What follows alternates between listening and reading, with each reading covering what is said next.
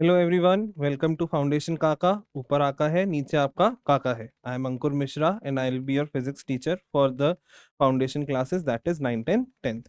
तो आज हमारा पहला वीडियो है। सबसे पहले हम जो बात करेंगे वो उस बारे में करेंगे कि फिजिक्स में बेसिकली हमें करना क्या है। मतलब क्लास 10th का सिलेबस आज हम डिस्कस करने वाले हैं कि क्लास 10th के सिलेबस में हमारे पास क्या क्या है, कौन कौन से टॉपिक्स हैं, क्या क्या पढ़ना है उन चैप्टर्स के अंदर, उन टॉपिक्स के अंदर, वो आज हम डिस्कस करेंगे। तो आपके पास 4 चैप्टर्स होते हैं बेटा फिजिक्स में। पहला चैप्टर है लाइट रिफ्लेक्शन एंड रिफ्रैक्शन, दूसरा है human eye and the colourful world, तीसरा है इलेक्ट्रिसिटी एंड चौथा है magnetic effect of electric current. ये 4 चैप्टर हैं जिसके अंदर आपके जो फिजिक्स के जो टॉपिक्स हैं वो इंक्लूडेड हैं। अब सबसे पहले हम लाइट रिफ्लेक्शन एंड रिफ्रैक्शन के बारे में पढ़ते हैं या बात करते हैं कि उसके अंदर कौन कौन से टॉपिक्स आएंगे या कौन कौन से जो चीज़ें हैं वो आप पढ़ने वाले हैं। तो सबसे पहले बेसिकली लाइट है, तो लाइट के बारे में पढ़ेंगे कि लाइट होती क्या है, किस तरह की वेव होती है, लाइट का ट्रांसमिशन किस तरह से हो सकता है या किस तरह से होता है, कौन कौन सी प्रॉपर्टीज लाइट शो करती है, ठीक है, उसका नेचर क्या है।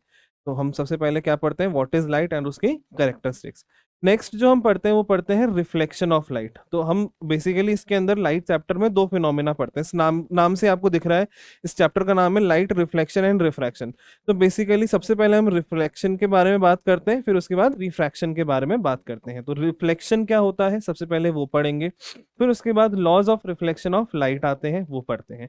नेक्स्ट आता है image formation by plane mirror.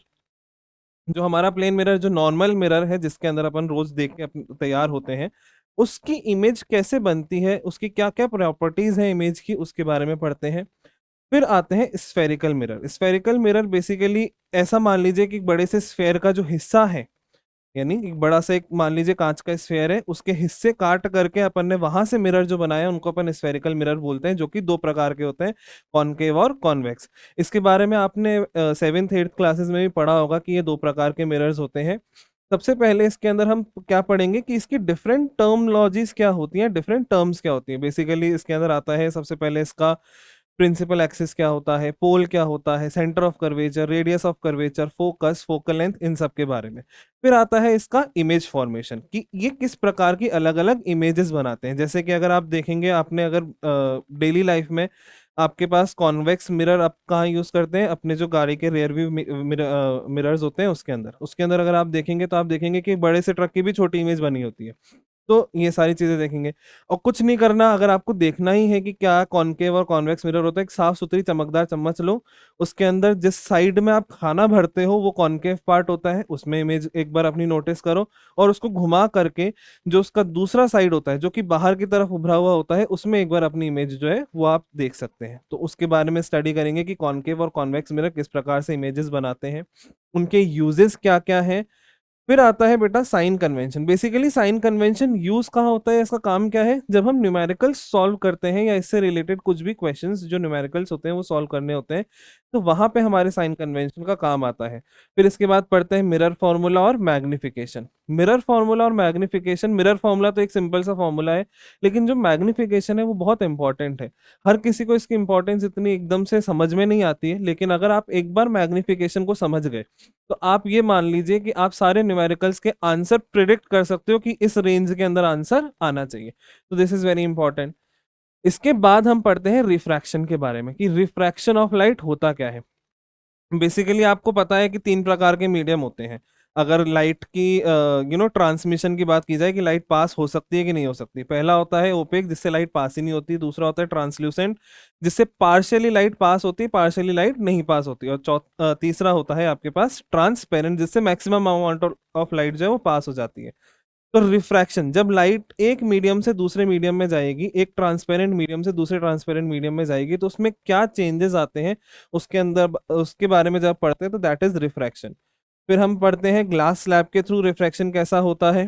फिर उसके बाद लॉज ऑफ रिफ्रैक्शन आते हैं और रिफ्रैक्टिव इंडेक्स आता है। इसी के अंदर फिर हम आगे पढ़ते हैं लेंसेस के बारे में।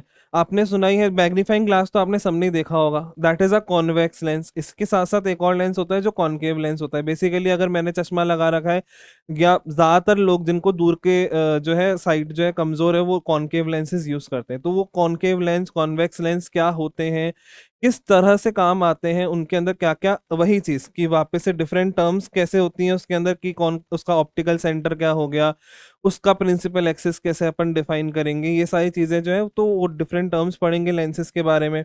फिर उसके इमेज फॉर्मेशन कैसे है वो सब पढ़ेंगे, यूजेस लेंसेज के, उनके लिए साइन कन्वेंशन और लेंस फॉर्मूला एंड मैग्निफिकेशन। यहाँ क्या आएगा, लेंस फॉर्मूला एंड मैग्निफिकेशन।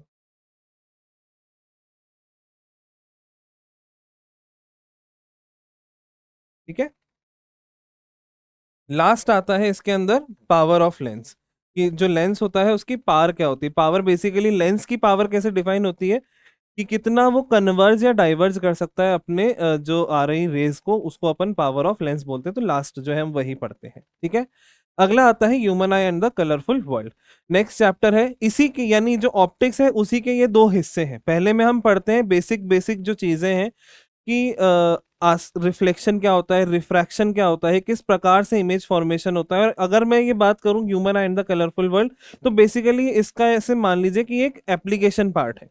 तो सबसे पहले अपन ह्यूमन आई के अंदर पढ़ते हैं स्ट्रक्चर ऑफ ह्यूमन आई, कि ह्यूमन आई का स्ट्रक्चर क्या क्या क्या होता है, उसके अंदर डिफरेंट डिफरेंट कौन कौन से पार्ट्स होते हैं, हर एक पार्ट का क्या काम है, और ओवरऑल सब कुछ कंबाइन होके आई की वर्किंग कैसे होती है, कैसे हम दुनिया संसार को देख पाते हैं, this colourful world which we are seeing with our eyes, how is it possible, किस तरह से सारे जो भी डिफरेंट पार्ट्स हैं आई के, किस तरह से एक साथ कंबाइन होके एक साथ काम करके हमें इस संसार को देखने में मदद करते हैं। तो सबसे पहले अपन वही चीज पढ़ते हैं, structure of human eye and it's working.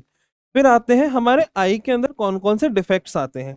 Basically इसके अंदर सबसे पहले तो आप कैटरैक्ट देखते हो, जिसको अपन मोतियाबिंद कहते हैं। कैटरैक्ट इज बेसिकली कि हमारा जो लेंस होता है उसके अंदर अगर कोई मिल्की वाइट सब्सटेंस आ जाता है जिसके कारण वो ट्रांसपेरेंट की जगह ओपेक होने लग जाए, तो वो कैटरैक्ट होता है। उसके अलावा myopia, hypermetropia and presbyopia, these are the refractive defects जो हम देखते हैं। ठीक है। अलग अलग है, जिसको दूर का नहीं नजर आता पास का नजर आता है, इसका मतलब मायोपिया। जिसको पास का नजर नहीं आता दूर का आ जाता है, दैट इज हाइपरमेट्रोपिया। और प्रेस बायोपिया विद एजिंग होता है, वो क्या होता है, जब अपन पूरा चैप्टर डिटेल में स्टडी करेंगे तो उसके बारे में अपन सब पढ़ेंगे, इनके क्या क्या कॉजेज होते हैं, इसके क्या क्या जो है कारण से ये होता है। अगला फिर इसके बाद इसका जो करेक्शन है वो कैसे है, कि भाई किस तरह से इस डिफेक्ट को हम करेक्ट कर सकते हैं, उसके बारे में पढ़ते हैं। फिर आता है रिफ्रैक्शन थ्रू प्रिज्म। जैसे हमने रिफ्रैक्शन थ्रू ग्लास स्लैब पढ़ा था, reflect light reflection and refraction में, वैसे ही इस चैप्टर में आता है रिफ्रैक्शन थ्रू प्रिज्म। कि प्रिज्म पहले तो सबसे पहली चीज इसमें हम ये देखेंगे कि प्रिज्म क्या होता है। फिर उसके बाद प्रिज्म के थ्रू रिफ्रैक्शन कैसे होता है, उसका अंतर क्या होता है, कि ग्लास स्लैब और प्रिज्म के अंदर जो रिफ्रैक्शन हो रहा है उन दोनों में क्या जो है अंतर है वो। फिर इसके अंदर फिनोमेना आता है dispersion and recombination of white light. Basically क्या होता है, आपको पता है व्हाइट लाइट के 7 कंपोनेंट होते हैं विबग्योर, वॉयलेट से लेकर रेड तक। जब भी व्हाइट लाइट प्रिज्म के थ्रू पास होती है तो वो अपने कंपोनेंट कलर्स में टूट जाती है। अब ये ऐसा क्यों हुआ, कैसे हुआ, क्या कारण है, कौन सी लाइट सबसे ज्यादा बेंड करती है, कौन सी लाइट सबसे कम बेंड करती है, ये इसके बारे में पढ़ेंगे। तो हम पढ़ते हैं उसके अंदर डिस्पर्जन ऑफ लाइट के अंदर। यही डिस्पर्जन मतलब क्या, व्हाइट लाइट का कंपोनेंट कलर्स में टूटना, उसको अपन डिस्पर्शन बोलते हैं। इसके अंदर अपन सारी डिटेल्स पढ़ेंगे। नेक्स्ट इज रिकॉम्बिनेशन, कि भाई वो जो व्हाइट लाइट है जो टूट गई है 7 पार्ट में, उसको वापस से कंबाइन करके मैं कैसे व्हाइट लाइट में कन्वर्ट कर दूं, तो वो अपन पढ़ते हैं रिकॉम्बिनेशन ऑफ व्हाइट लाइट में। और इसी डिस्पर्जन के कारण ही एक फिनोमिना होता है, नेचुरल फिनोमिना, जो हमें आसपास देखने को मिलता है, दैट इज रेनबो फॉर्मेशन। बारिश का मौसम आएगा तो आपको वैसे भी ज्यादातर दिखता ही है। तो ये रेनबो क्यों बनता है, कैसे बनता है, क्या कारण होता है, कौन कौन सी कंडीशंस नेसेसरी है रेनबो फॉर्मेशन के लिए, इस सब के बारे में पढ़ेंगे। फिर जिस तरह से हमने रिफ्रैक्शन पढ़ा था, तो एटमॉस्फेरिक रिफ्रैक्शन पढ़ेंगे। बेसिकली लाइट जो है, सनरेज जो है वो सन से अर्थ तक आ रही है, जब सन से लेकर अर्थ तक पहुंचती हैं तो वो वैक्यूम में ट्रैवल करती हैं। उसके बाद अर्थ के जो एटमॉस्फेयर की डिफरेंट लेयर्स हैं उसके अंदर आती हैं। डिफरेंट डिफरेंट लेयर्स की जो डेंसिटी है, ऑप्टिकल डेंसिटी है, वो अलग अलग है, इसलिए लाइट रेज बेंड हो जाती हैं। तो वो एटमॉस्फेरिक रिफ्रैक्शन होता है। तो वो क्यों होता है, कैसे होता है, एंड इस एटमॉस्फेरिक रिफ्रैक्शन के कारण क्या क्या फिनोमिना हमें देखने को मिलता है। पहला है apparent position and twinkling of stars. Basically जो स्टार्स की पोजीशन अपन को नजर आती है, एक्चुअल में वो नहीं है। हमें स्टार्स थोड़े से अपनी एक्चुअल पोजीशन से ऊपर नजर आते हैं। सिमिलरली ट्विंकलिंग क्यों होती है स्टार्स की, इसके साथ साथ एडवांस सनराइज डिलेड सनसेट। आपको पता है सनराइज होने से 2 मिनट पहले हमें सन नजर आ जाता है। एक्चुअली में होराइजन जो होता है, क्षितिज जो होता है, सूर्य जब तक उसके ऊपर आए उससे 2 मिनट पहले ही हमें सन जो है वो नजर आ जाता है। और होराइजन के नीचे जाने के 2 मिनट बाद तक हमें सन नजर आता है। मतलब अगर मैं टोटल बोलूं तो दिन में लगभग अप्रोक्सीमेटली 4 मिनट इतने होते हैं जो सन हमें एक्स्ट्रा नजर आता है। तो ऐसा होता है तो क्यों होता है, इसके बारे में पढ़ेंगे। Next is scattering of light. Scattering of light के अंदर हम पढ़ते हैं कि लाइट स्कैटर क्यों होती है। बेसिकली अलग अलग इफेक्ट होते हैं। एक इफेक्ट जो आपने 9th क्लास में भी पढ़ा था, दैट इज टिंडल इफेक्ट। कि टिंडल इफेक्ट क्यों होता है, why it is the light get scattered, इसके बारे में पढ़ेंगे। फिर उसके बाद आते हैं blue colour of the sky, की स्काई का कलर ब्लू क्यों है। Red colour of the sky during sunrise and sunset. आपने देखा होगा ना, सनराइज या सनसेट जब हो रहा होता है तो सन के आसपास का जो स्काई है वो रेडिश या ऑरेंजिश कलर का होता है। तो ऐसा क्यों होता है, इन सब चीजों के बारे में पढ़ेंगे। तो यहाँ से हमारा जो यूनिट है लाइट वाला वो खत्म होता है, जिसके अंदर 2 चैप्टर आते हैं, light refraction and refraction and दूसरा human eye and the colourful world. Next जो आता है वो इलेक्ट्रोमैग्नेटिज्म वाला यूनिट आता है। बेसिकली इसके अंदर भी 2 चैप्टर हैं, electricity and magnetic effect of electric current. Electricity में सबसे पहले अपन किसके बारे में पढ़ेंगे कि यानी बेसिक चीजें हैं कि इलेक्ट्रिक सिटी है, इलेक्ट्रिक करंट है, तो वो इलेक्ट्रिक चार्जेस के कारण होती है।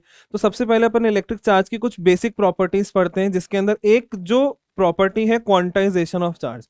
इसके बारे में आपके एनसीईआरटी में मेंशन्ड नहीं है, ये लाइन भी मेंशन नहीं है कि क्वांटाइजेशन ऑफ चार्ज क्या होता है क्या नहीं है, लेकिन इसके ऊपर एक क्वेश्चन है आपकी इंटेक्स्ट का जो पहला बॉक्स आता है, मतलब जो पहला इंटेक्स्ट क्वेश्चन है उसका जो क्वेश्चन नंबर 3 है उसके अंदर ही क्वेश्चन है कि एक कूलम में कितने इलेक्ट्रॉन्स होते हैं। तो बेसिकली ये क्वांटाइजेशन ऑफ चार्ज एक प्रॉपर्टी होती है, तो उसके बारे में हम पढ़ेंगे।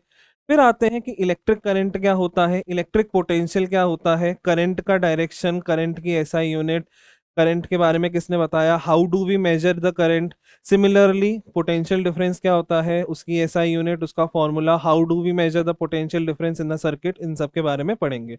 फिर आते हैं इलेक्ट्रिक सर्किट एंड उसके डिफरेंट कंपोनेंट। बेसिकली हम पढ़ते हैं कि इलेक्ट्रिक सर्किट क्या है। आपने पढ़ा भी होगा पहले भी क्लासेस में कि एक क्लोज्ड कंडक्टिंग पाथ जिसके थ्रू करंट जा सके या जिसके थ्रू करंट जो है वो बह सके या फ्लो कर सके, उसको अपन इलेक्ट्रिक सर्किट बोलते हैं।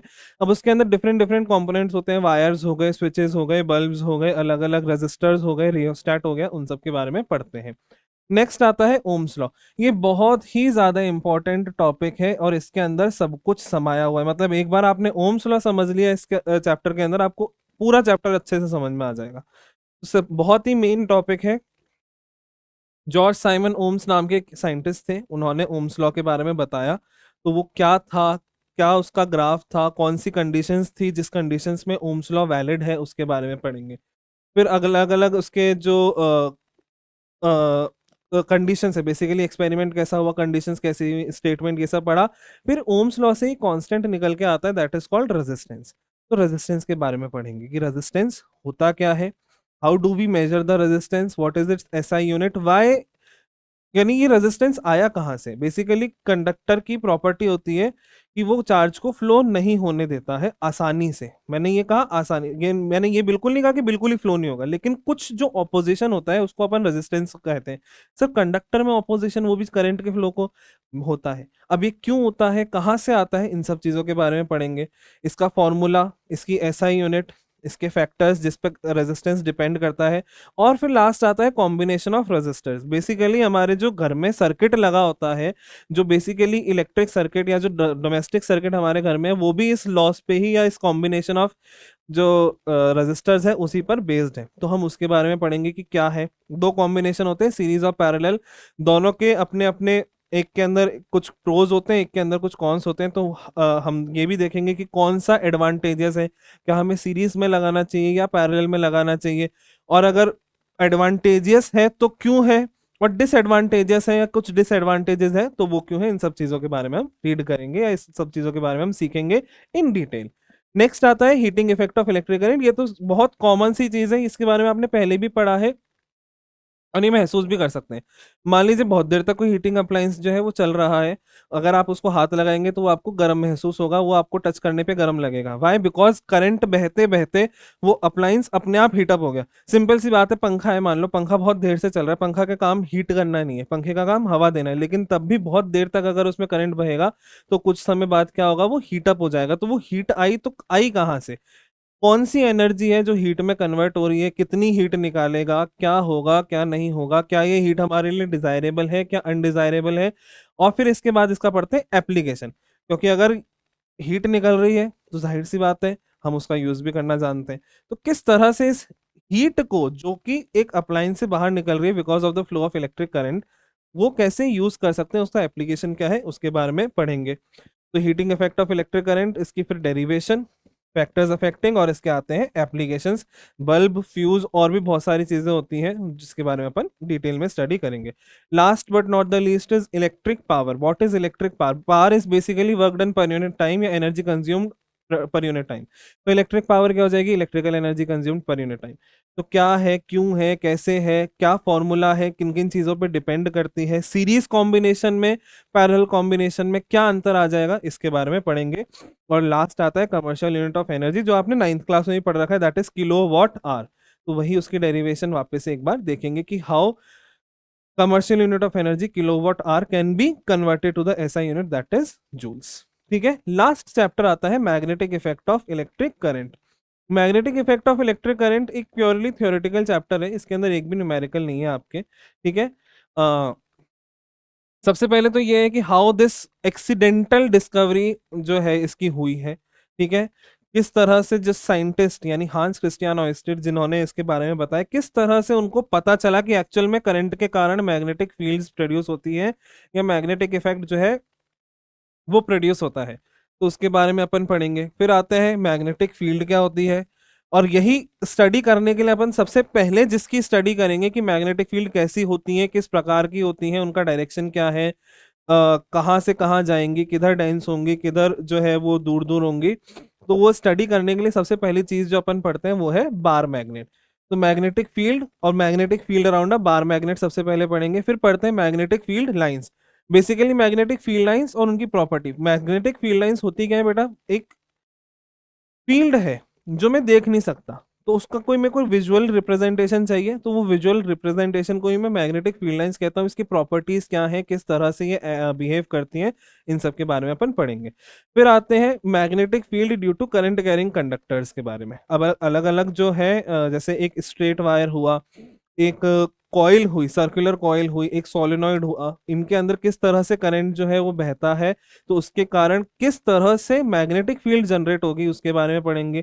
मैग्नेटिक फील्ड का शेप कैसा होगा, उसका नेचर कैसा होगा, उसका डायरेक्शन कैसे निकालेंगे, कैसे सब किस तरह से उसकी इंटेंसिटी बदलेगी, मतलब किन किन फैक्टर्स पे वो मैग्नेटिक फील्ड डिपेंड करती है। तो सबसे पहले अपन पढ़ते हैं इसके अंदर स्ट्रेट वायर के बारे में, सर्कुलर लूप के बारे में, और लास्ट में हम पढ़ते हैं सोलेनॉइड के बारे में।